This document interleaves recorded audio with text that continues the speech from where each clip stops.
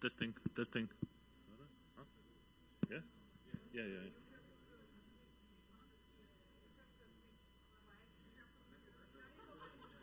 Sad će ga admititi.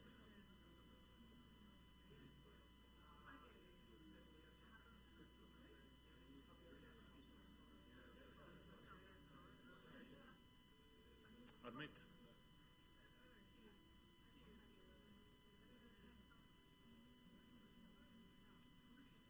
Hello, Professor. Do you hear us? Yes, I hear you. Excellent. Well, ladies and gentlemen, it is my great pleasure to welcome famous Professor Krugman. First of all, Professor, so many thanks for accepting this lecture. We're so grateful. Some of our seniors are reading your papers and blogs, I would say, for decades. And also we are very happy that we have here young scholars that they will have opportunity to hear your lecture. First of all, I would like to express my gratitude to Peter and Karima for introducing you to this conference. We are very grateful, and we are so happy that we will have 1 hour of your presentation and discussion. So I would like to, first of all, to invite Peter Nikam to briefly present your work. Thank you very much. Good afternoon, everyone. Let me begin by thanking our Dean, Sasha, for making this possible, to have a direct interaction with one of the great thinkers of our time, Paul Krugman. I was asked to introduce in a few minutes Professor Paul Krugman.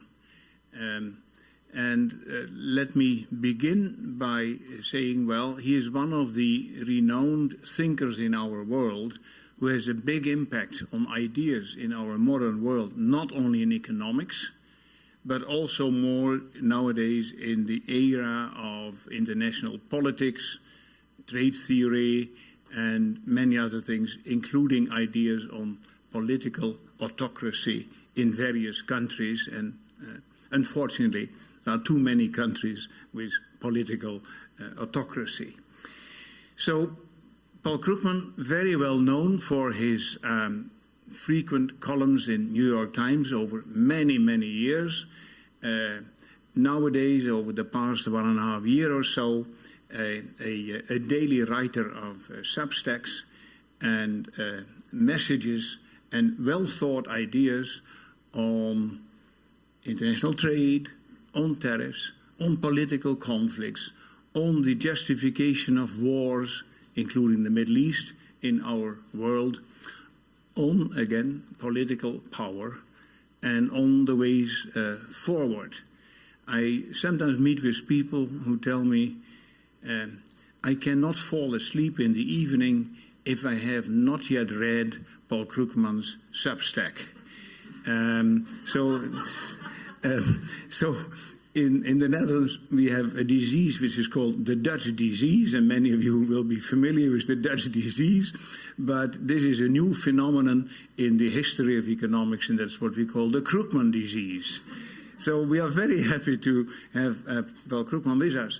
But in fact, more importantly, he is also very well known, and at least as well known as for the other roles, for his Nobel Prize in Economics, 2008, for his work on a combination of two types of theoretical and policy framings.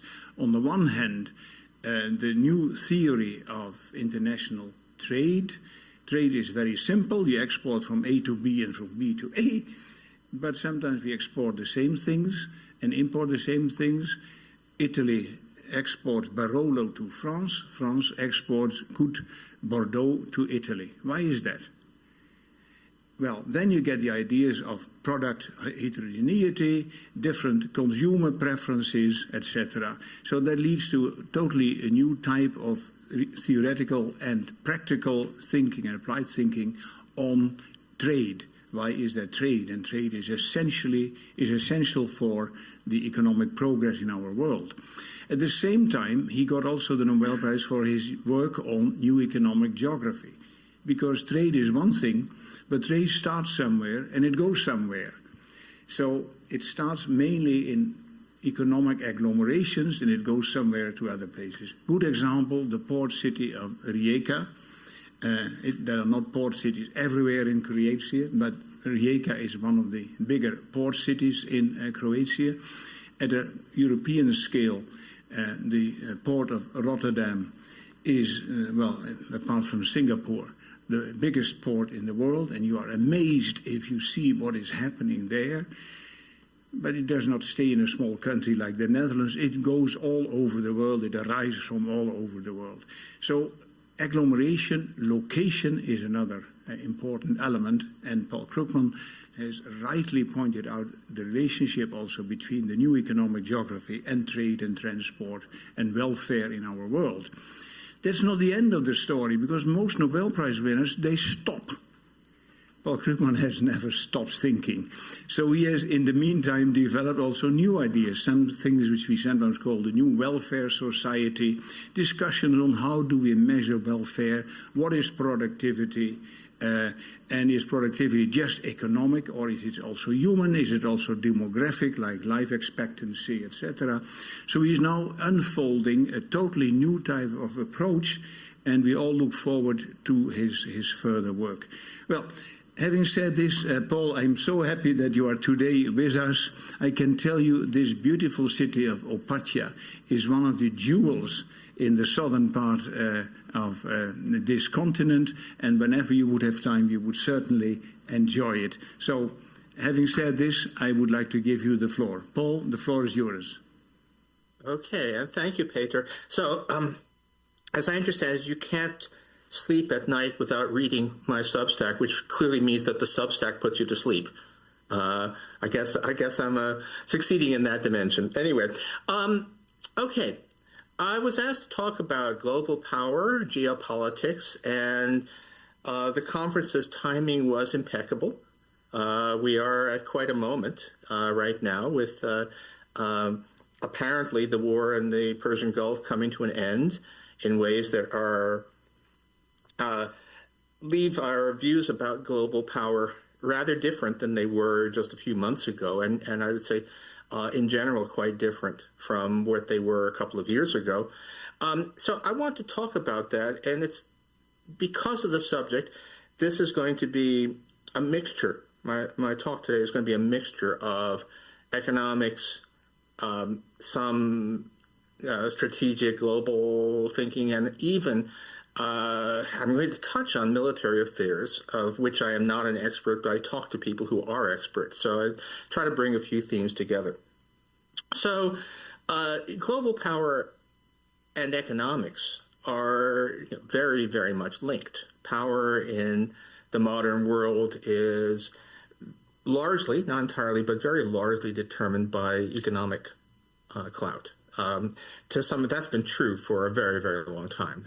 Most wars, certainly for the past century and a half, and arguably before that, ended up being determined by who had the production, who had the logistics, who had the resources, and to a certain extent also by who had the technology, which isn't always exactly the same thing. But still, that is, if I can just say, I think that's not just that's not just modern times. The Roman Empire beat the Carthaginians not because their generals were better than Hannibal, but because Rome had the resources. So this has always been true. But anyway, and if we're thinking about today's world, if we just look at simple economic resources, there are three superpowers in today's world. Which is China, the United States, and the European Union. And we often don't think of it that way. First of all, the idea that China is the largest power has still not sunk in. That's partly because there's a distinction between the volume of stuff that a nation produces and the the value of it at global market prices. And the point about, as economists in the room, people who've studied economics probably know, there are, especially when there are differences in per capita income, that poorer countries tend to have lower prices for non-traded goods. So China is still somewhat smaller than the United States in terms of dollar GDP, but once you adjust for the lower price level in China, it's bigger. The inclusion of Europe in my list is often, it's still not widely appreciated. It's partly because Europe often doesn't act like a superpower, but in fact, if we look at sheer economic size, it definitely is in there. In 2024, last reliable data, measured at purchasing power parity, China had a GDP of roughly $37 trillion, the United States 29, the European Union 28. So there really are three big powers out there, and Europe being very much in the in the top three. Now, it often didn't seem that way, partly because Europe is not a country. The European Union, although increasingly manages to act as a unit, certainly does so on trade issues and increasingly is doing so on security issues. It's not a single power in the way that China or the United States are. And Europe has also historically relied on the United States for a lot of its leadership, a lot of its defense, which includes, as a side consequence, that although Europe is, I would argue, technologically basically on the same level as the United States, military technology, the United States has spent many years designing and building weapons, and to a degree that Europe has not. So in terms of sheer military capacity at the moment, in an instant, Europe is not in the same league. Let me do a brief diversion there to talk about technology. The United States has the United States and China have been taking the lead in dramatic, what we might call sexy technologies.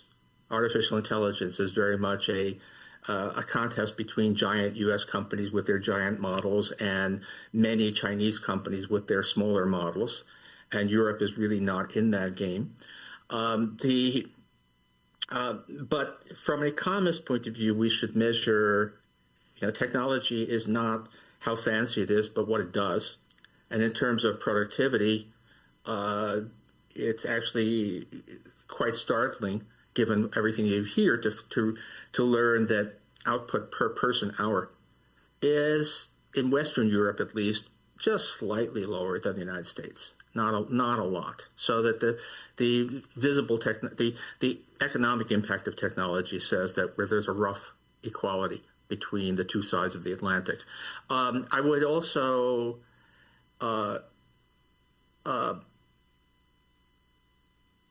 just say that on the walking around test, what do you see? There's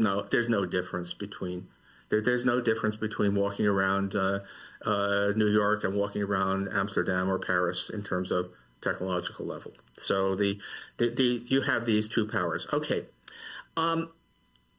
we've just been through, obviously, a war in the Middle East that did not go well for my country, and there's another major war still raging in Ukraine, and altogether, it's a much more stressful world than anyone would have imagined possible 5 years ago. How does that, and related developments, how does that change global power? How does that change geoeconomics? First thing is, of course, the United States has just suffered a seriously humiliating defeat. The world's most powerful military tried to impose its will on a much, much smaller power did not succeed. The terms of the memorandum of understanding that were just released are virtually complete climb down by the United States. So it's that has to affect your perceptions of power. But there's more to it than that, and in some ways, the military outcome is important, but more decisive are the ways in which we have now learned that the environment is different than we thought. In a strictly economic sense, what we've learned about global power is that the way in which many people have thought about economic leverage turns out to be mostly wrong. We've tended, certainly the U.S. policymakers, and I think to some extent European policymakers, have tended to think that the leverage that a country has over others comes from access to its market. That the United States was important to the EU because the EU needed to sell things in the United States. That the United States was important to China because we needed to sell things, and they needed to sell things in the United States. That it's not nothing, but it turns out that you can, if you reduce access to your market by foreign exporters, there are things the exporting countries can do. They can support export industries and so on. What you really is much harder to offset are impacts on the supply chain. That the availability of crucial inputs in a modern economy is, in some ways, the biggest source of economic leverage. And of course, we just saw that. We're still feeling the effects of the closure of the Strait of Hormuz. Turns out that the choke point to supplies of raw materials is enormously important to the world economy, and that's a large part of why this conflict has apparently ended the way it has. But it's true of other things as well. And if we looked at I believe that U.S. policymakers went into this past 2 years of trade conflict with the belief that the United States had leverage over China because of China sells far more in the United States than the United States sells in China, that the United States had much more ability to inflict pain by denying access to its market than China did. But it turns out that supply chain issues are much more important than that, and that the Chinese dominance of rare earths, Chinese dominance of a number of key industrial components is a much more powerful pressure point than U.S. being able to impose tariffs that limit access to the U.S. market. So that has changed our power rankings and has changed them in a way that clearly anybody's rational assessment of global power would put China further up and the United States further down than it was before. So that has been a revelation, one that is not a great one from the point of view of U.S. policymakers, but anyway, that is a revelation. Now, if that were the end of the story, you would probably say, okay, this is what we have is a global power competition that has moved in China's favor and against the United States, and that is I think that's a fair assessment.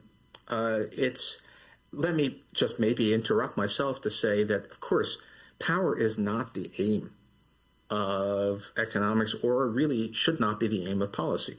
The goal of policy should be human welfare, and the fact that it shouldn't really matter very much what you think is happening to power rankings in the world. What should matter is what's happening to the human standard of living, and that's why do we care if China looks bigger and the United States looks smaller than it did a little while ago? But that said, we do care. There are all kinds of reasons why we want to keep track of power relationships.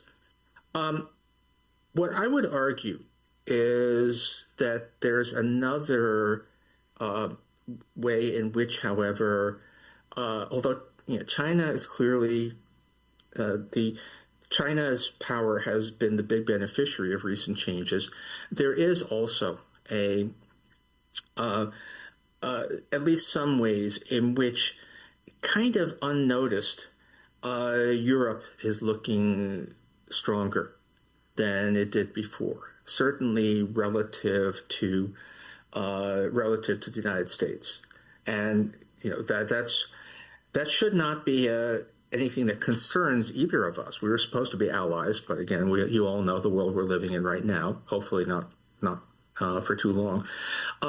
But let me talk about two ways in which the global balance of economic and, I would argue, geopolitical power has moved at least somewhat in Europe's favor.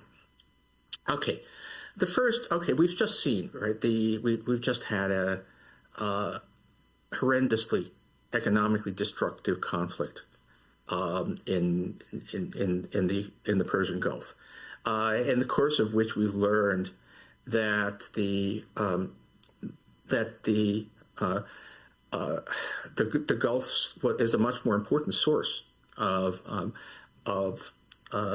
crucial inputs to modern economies than I think many people, myself included, realized. I knew about oil. I hadn't fully absorbed the importance of the Gulf for liquefied natural gas, and certainly was not paying attention to how big a source it is of fertilizer and other chemicals. So we've learned that that's a big problem. However, think about the role of Europe in the world economy. Where Europe stands out relative to the other economic superpowers, certainly relative to the United States, but I would say maybe in some sense even relative to China, is that it is a relatively resource-poor region. There is oil, there is gas in Europe, but not remotely on the scale that they exist in the United States.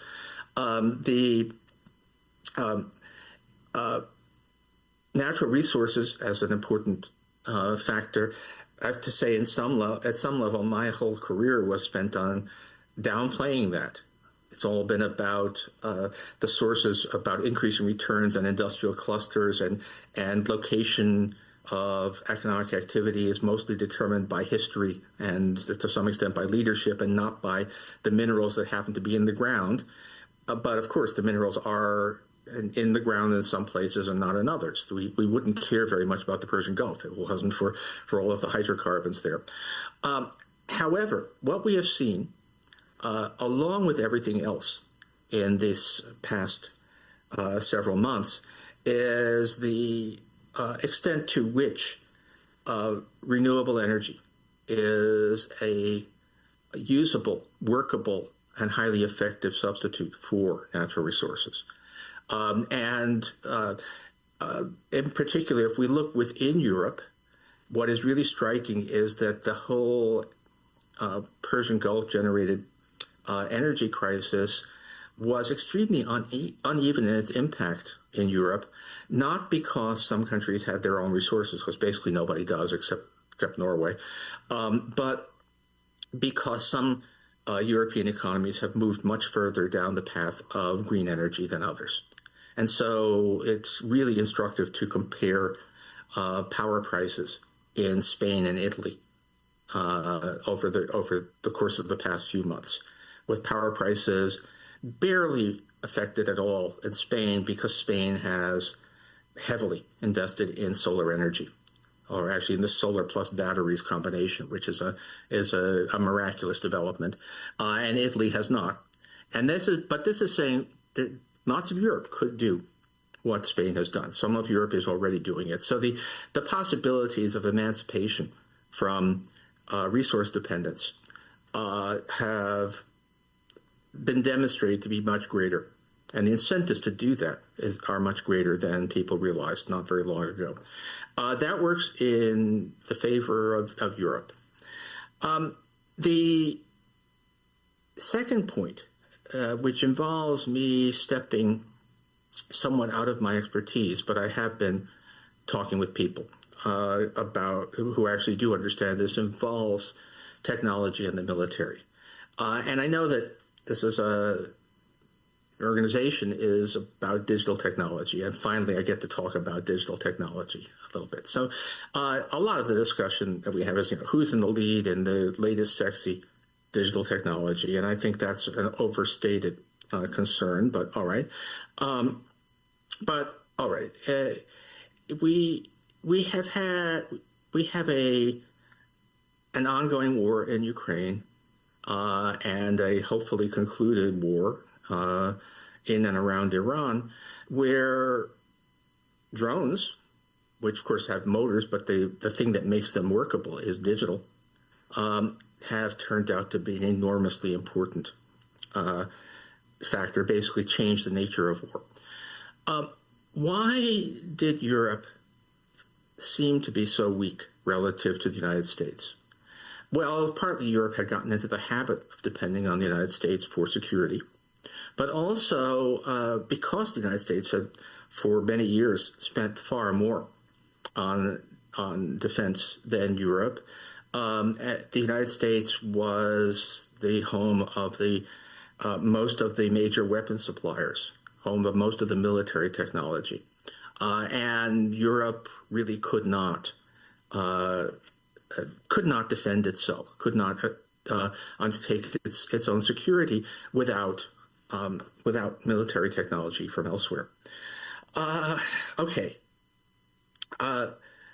As everybody probably knows, the United States under Donald Trump completely withdrew from support for Ukraine. There has been no money and pretty much no weapons flowing to Ukraine since Trump took office in 2025. You might have thought that this would, I suspect that the Trump administration expected that this would lead to collapse, that they were perfectly willing and maybe even happy to see the prospect of Ukraine falling to Russian attack. But it didn't happen. In fact, the war appears to be tilting still. It's incredible. It's gone on longer than World War I and is bloodier in many ways than World War I. So it's unbelievable what it's like. And there are no victory celebrations anywhere. But it appears to be tilting in Ukraine's favor because Ukraine, in concert with European allies, has been so successful at developing this digital technology of drones, which both sides are doing, but Ukraine is doing it a little bit better. But the really important point is that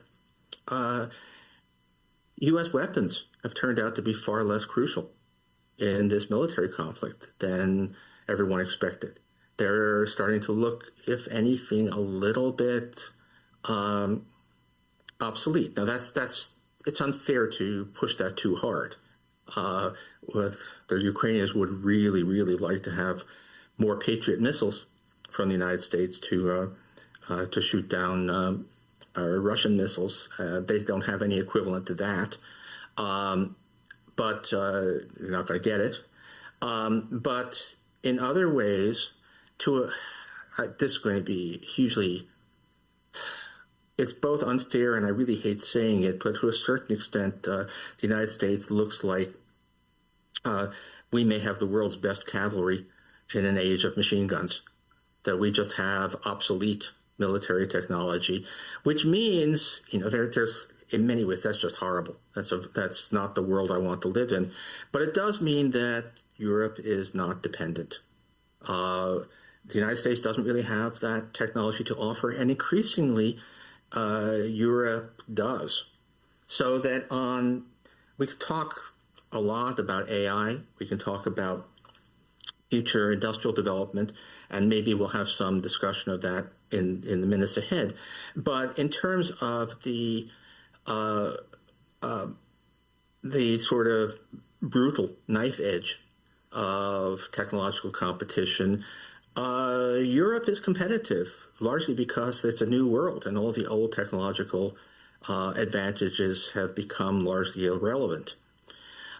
Just to come back to a happier note, my basic take on the world right now is that we really are in a multipolar world.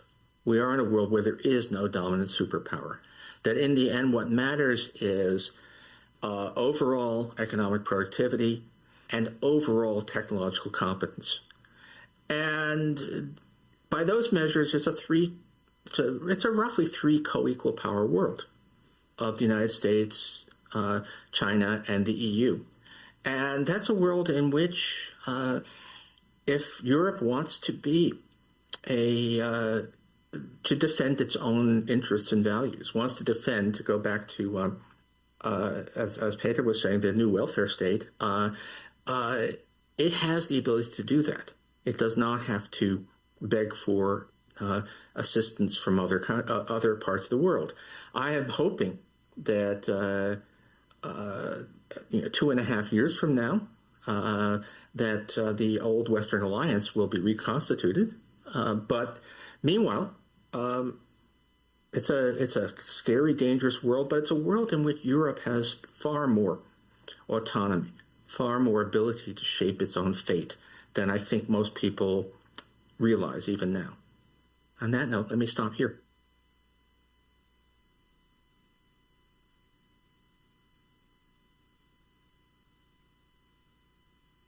Thank you very much, Paul, for your inspiring talk, but also an eye-opener for all of us. And I believe there are also some questions and ideas. And I would like to invite all of you to ask questions. And I would like to give the floor also for a question, the Vice Dean of the University of Rijeka. So please stand up, your name and the question.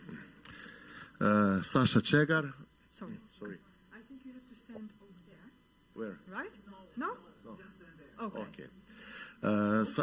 Sasha Chegar. So first of all, thank you for your insightful lecture, and for warming up, I just have one short question, maybe theoretically challenging, regarding your point of view of a possible future scenario. So if AI and complementary technology creates wealth and labor work is not anymore the main source of income and factor of productivity, how should then economies allocate produced goods and services, and of course purchasing power among the society?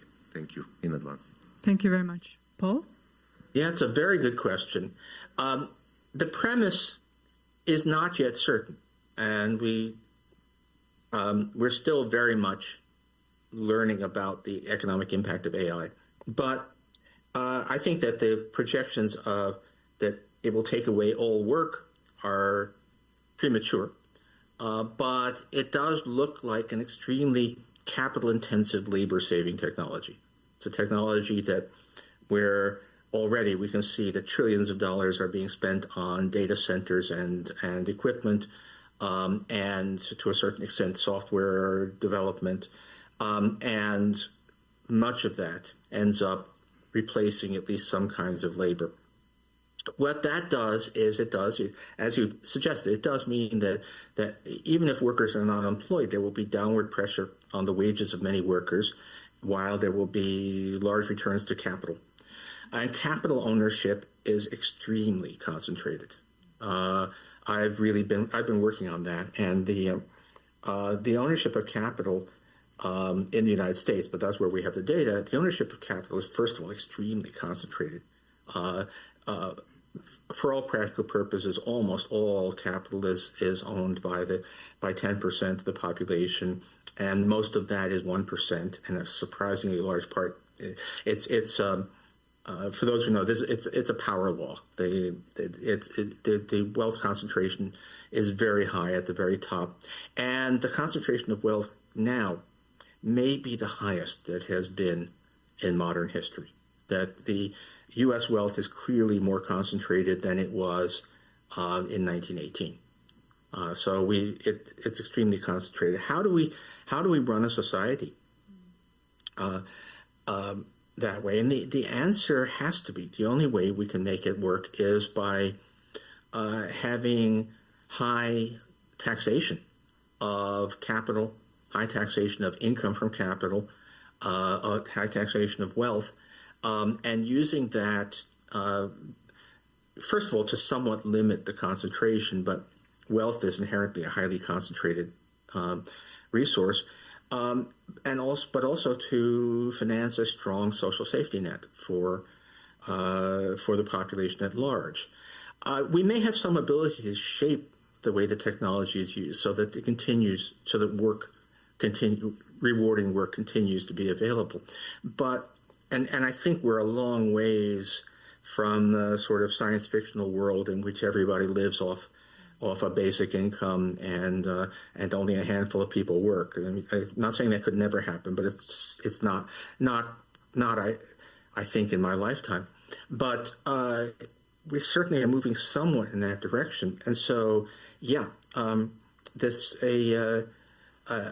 taxation of wealth, strong social safety net is the only way that we can preserve any kind of decent society in the face of this technology.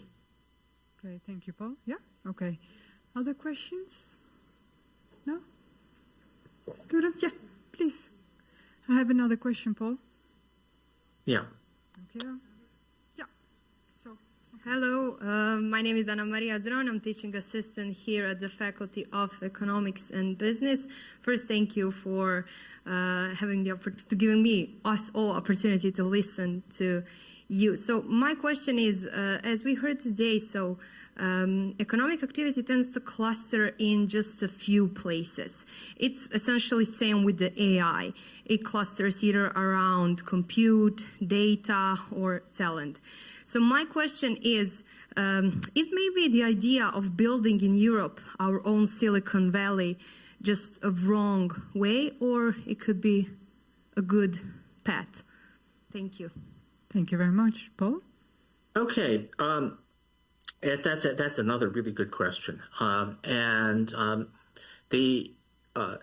So trying to have a European Silicon Valley has a problem, which is a very European problem, which is who gets it. Think about euro notes.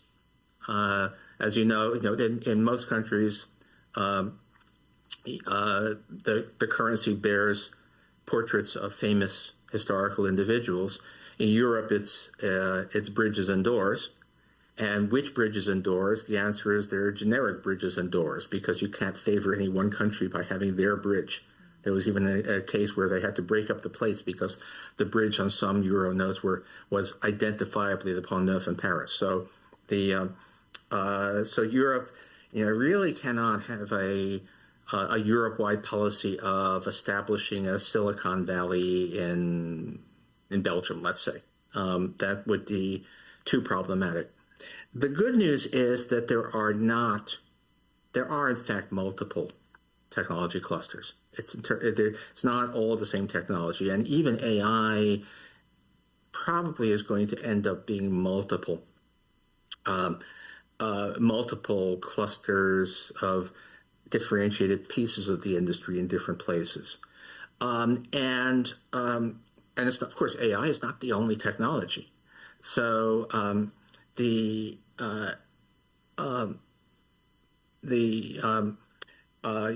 there's already,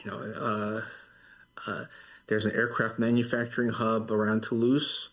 There's the chemicals logistics hub around basically the Antwerp, Rotterdam, the Ruhr, and there are many others that are nascent. I think that in general, attempts to decide in advance where your clusters will be have not done very well historically. It's when policymakers see that a cluster is starting to form that they can do the investments in infrastructure, both hard infrastructure and soft human infrastructure, that help them thrive. And that, we can hope, would be a European policy. Let me also say that Silicon Valley is it's having a second wind now because of AI, but there has been diversification even within the United States. Outside that, it's not as easy as people often imagine. A lot of people are saying, "Oh, it's California. The real estate's expensive. The taxes are high. Let's all move to Texas." And that turns out to have mostly not work. That there are the advantages, but nonetheless, there's been a gradual outmigration. Technology-related employment in California has been gradually but steadily declining over the years as individual technology clusters develop in other places. So there's not really a need to say there's going to be one Silicon Valley in Europe. That's unfortunate because I think politically that would be inconceivable. The incompleteness of European political unification is a fact of life, and so you cannot have a policy that says we're going to locate all of this stuff in Belgium. But there will still be issues. One of the great concerns that I've had, which is both sides of the Atlantic, is the problem of left behind regions. I think the issue is less I think you can find ways to enable the growth of clusters, which does involve at least recognizing that they're there, so that you're trying to force technology to develop in the north of France. Maybe I'm being unfair, but there are multiple kind of left behind regions. The former DDR in Germany. You cannot force the clusters to be in places they're not, but you can try to enable them where they are growing. But the problem of places that are not clustering is a very big one. We have basically everywhere in the advanced world, you have major problems of left behind regions where you have a relatively less educated population. You do not have existing technological spillovers. And because of the combination of a lack of spillovers and a less educated workforce, that their decline is self-reinforcing. That is true.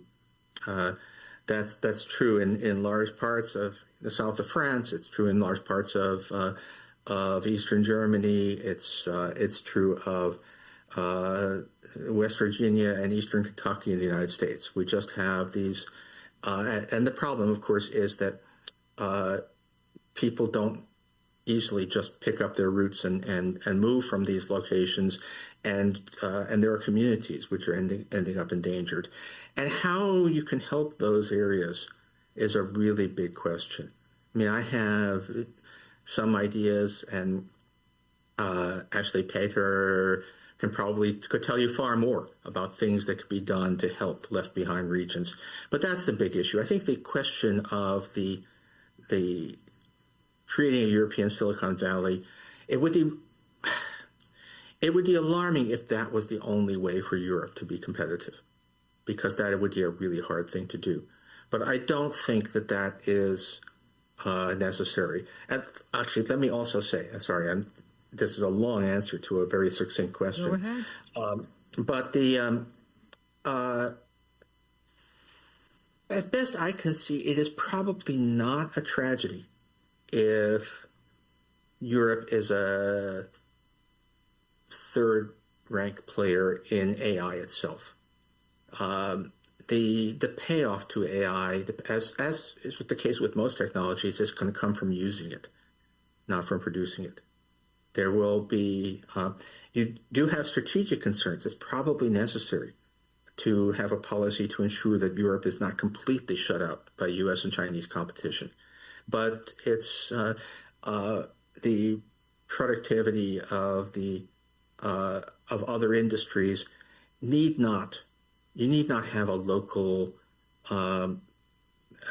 capacity in AI, as just as in, well, I'm probably going to talk to an experience which, looking at the room, is before many of you were born. But I remember when there were all kinds of dire predictions that Japan's dominance of memory chips was going to doom the United States and Europe to permanent economic backwardness, because you couldn't really do advanced technology unless you were a major supplier of memory chips. And it didn't work out that way. And actually, memory chips ended up becoming commoditized and are not such a crucial thing. Although they're great for the economy of Taiwan. But anyway, there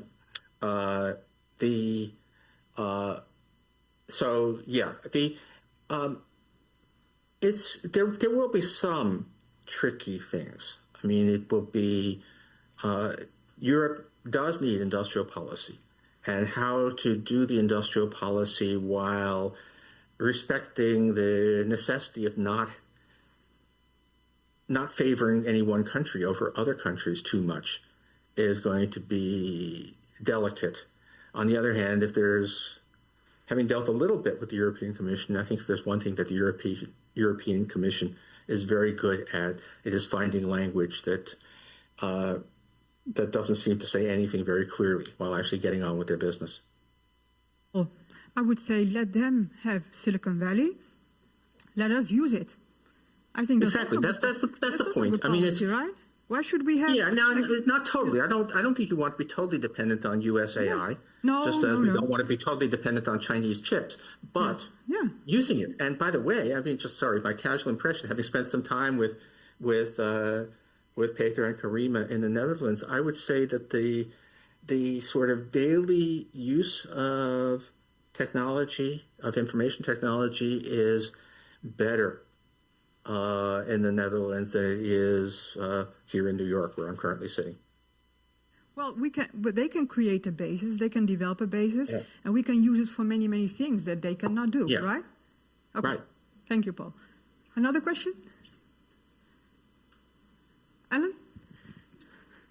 Let me help you. Please stand up so that I can... Sure. Thank you for joining us. I come from California, so this has been a very informative conference for me. As a Californian and American, we look forward to the midterm elections as a way of dealing with our issues like democracy and authoritarianism that you write about quite a bit. And from a political economic point of view, considering media also, how do you see explaining to an American audience or voters something on the equivalent of what Carville would say, it's economy stupid, but is it really that simple where we stand today? Okay, which party are you? I'm a Democrat. Okay, that's clear, Paul. Okay, yeah. Okay, well, in terms of actual voting behavior, again, I am not a political scientist or a political data analyst, but I do talk to people who are, and it's not really very hard. The main thing to understand about voting behavior is that most people do not think at all in the categories that policy intellectuals think.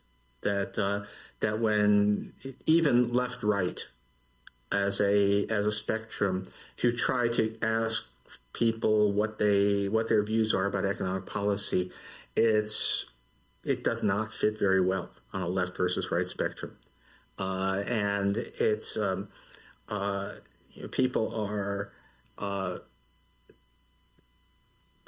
against big government, but don't you dare touch my government benefits. They are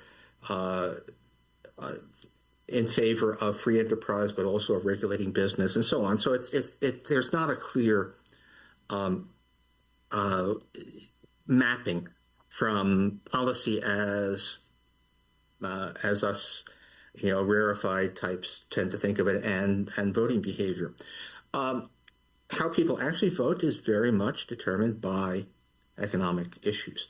Not only I think that there's a tendency to understate the importance, maybe not so much of abstract issues like democracy.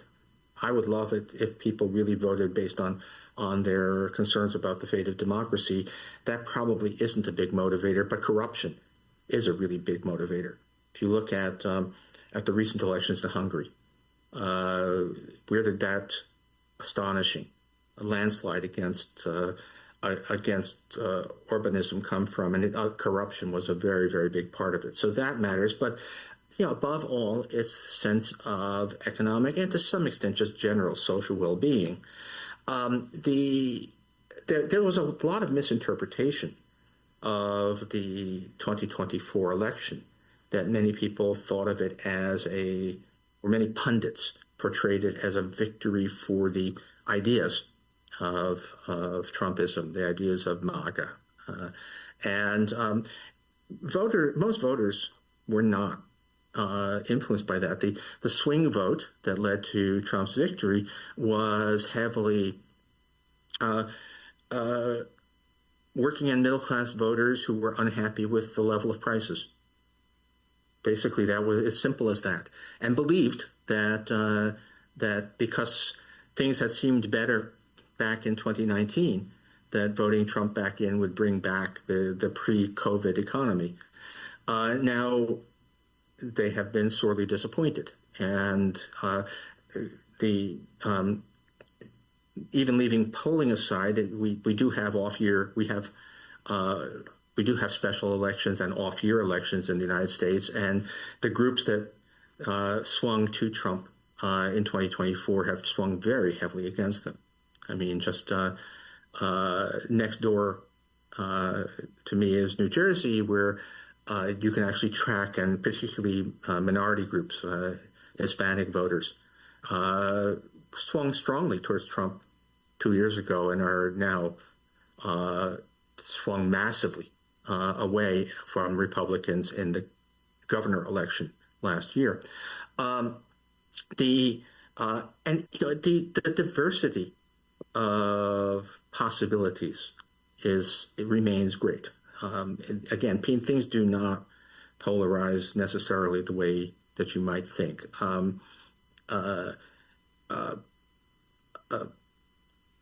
Well, I'm sitting in New York City here at the moment, where we have an immigrant Muslim mayor, right, who appears to be extremely popular so far. And as we speak, he is leading an enormous multiracial, multi-ethnic, multi-partisan parade celebrating the victory of the city's basketball team. I do kind of wish that I was a sports fan, but anyway, but it's enormous. I mean, if about 2 kilometers south of me, the city is completely shut down because there's massive parades and celebrations going on. So and that's just showing. I mean, yes, New York is a little different from the rest of the country, but that just shows there's a lot of diversity. And yeah, for this year's election, there's a lot of concerns about rigging, gerrymandering, setting things up so that the Democrats would probably have to win the popular vote by about 4 percentage points to take Congress. But they probably will at where it now stands.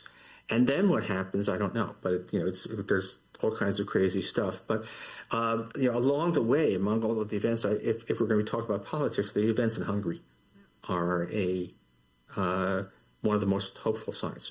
That there you have a party that had done a lot to lock in power, to make itself unbeatable. They would continue to hold elections, but they set it up so that areas of the country likely to be friendly to them were massively overrepresented. So it was impossible to dislodge them, except it wasn't impossible.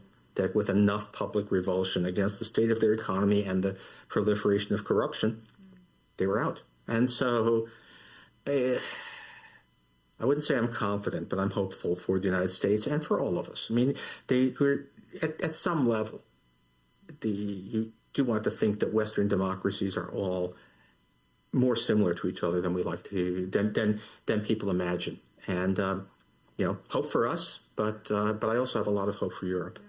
Yeah. Well, if you look at it from a healthy perspective, I also agree with you. But if you look at the behavior of Trump, what he did also, speaking from the television and stimulating people to gather and to do something for him. So I don't know. But thank you for your for the question or answer to the question. Other questions, Sasha? The dean of the faculty, the university. Yes, I would like to use. I have I think 100 questions, but if I may, I will ask only 2. So you don't have to answer both. So first question is we are sort of in a stage where there's a sort of a suspension of globalization, kind of like game theory strategic situation. What do you expect in the next period? Will we have again sort of liberal globalization as usual, or we will have a continuation of this strategic struggle of the powers? That's a first question. And second question, I really like your permanent deficit theory, but in terms of this context, do you think that current stage of public debt, in both private debt of Western economies, will be a sort of like a negative leverage for the next period? Thank you, Sasha. Okay. Let me quickly try to answer both. So just about globalization.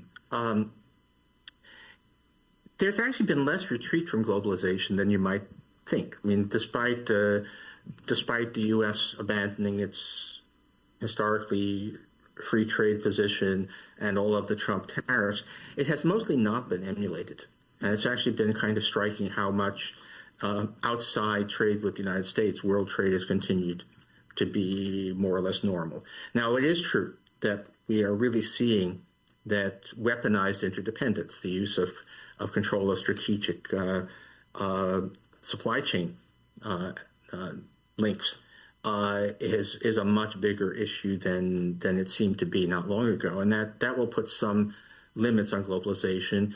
And I do also think that the tsunami of products from China will force the EU to put on more tariffs, to put on more restraints. So, but still, the idea that there's been some massive crisis of globalization is probably not right. The United States is having a crisis of policymaking, but trade policy is not the only place where that's happening. That said, I don't think that further onward march of globalization would be guaranteed regardless. Technology does not always promote increased globalization. Sometimes it can cut the other way. If you have productivity growth and domestic production that's faster than the reduction in international transactions costs, it can go the other way. And to just make that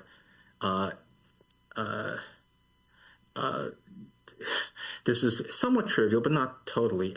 Think about trade and services. If I need to get help, product helpline from a corporation, right now there's 2 things that can happen. One of them is that I get connected to somebody in Manila, because that's where a lot of the help centers seem to be located now. Low wage but English-speaking labor. The other is that I get connected to a bot. And in a certain sense, AI is actually substituting for globalization, and that's a fairly common theme in technology over the years. The pendulum between technology that it enables and technology that replaces globalization has swung back and forth several times. I should have realized I lost the second question there. What was the... Sasha, come over here. Yeah. So it was about public debt as a leverage, public debt and public private debt, yes. All right, yeah, I have been very much a debt dove over the years.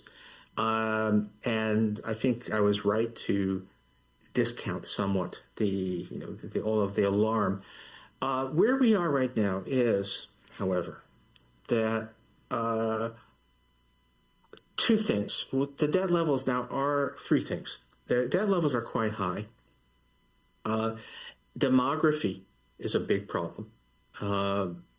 All social welfare states are largely the big sources of revenue are working age people, and the big sources of expense are the elderly, and we're all getting older. So that adds to the debt problem. And interest rates, real interest rates are, which were extremely low for a long time, are now substantially higher. So the possibility that we can hit a crisis has grown. I don't. When I've mostly looked at this from the U.S. point of view, though I should do the numbers for other advanced countries as well. We will.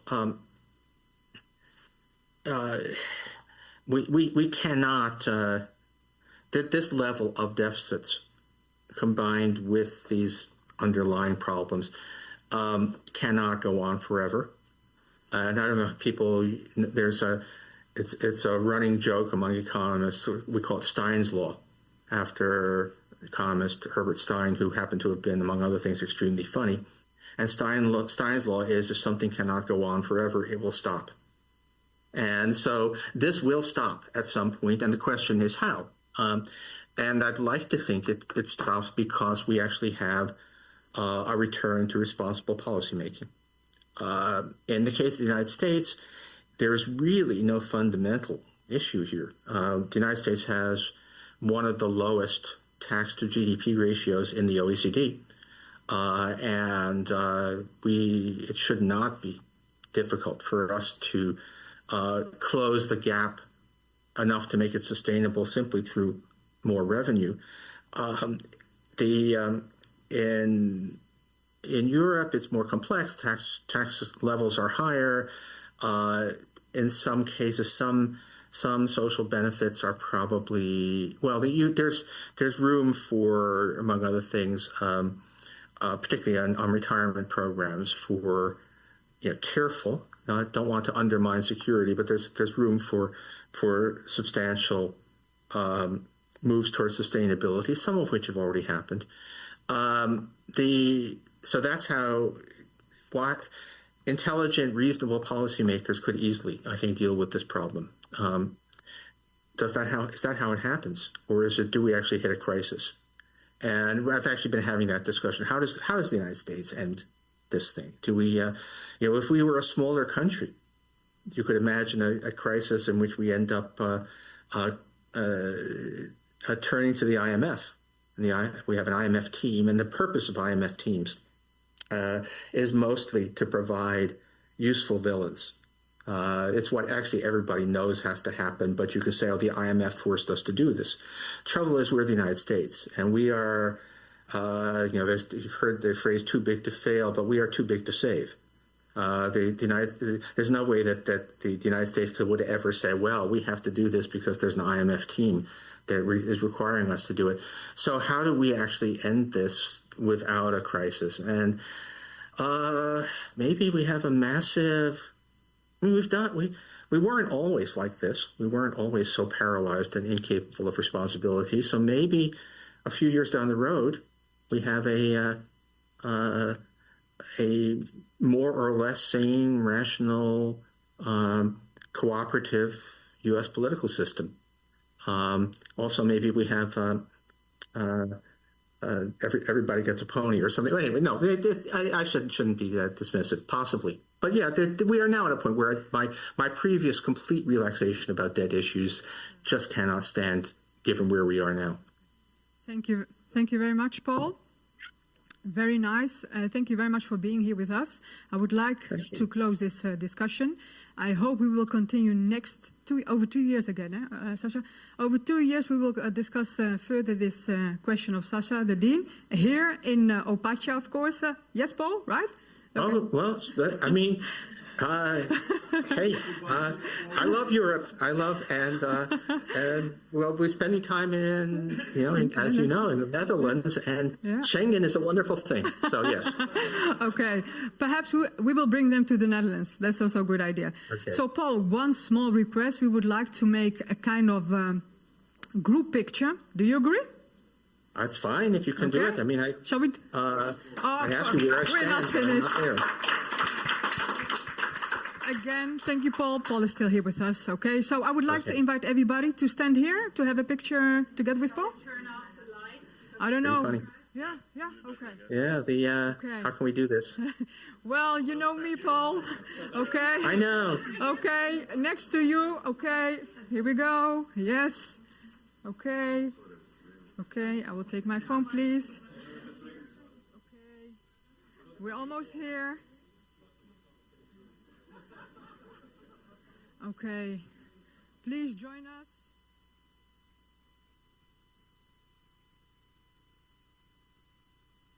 Big smile, of course. I will stand next to your face. Is it okay? All right, there we go.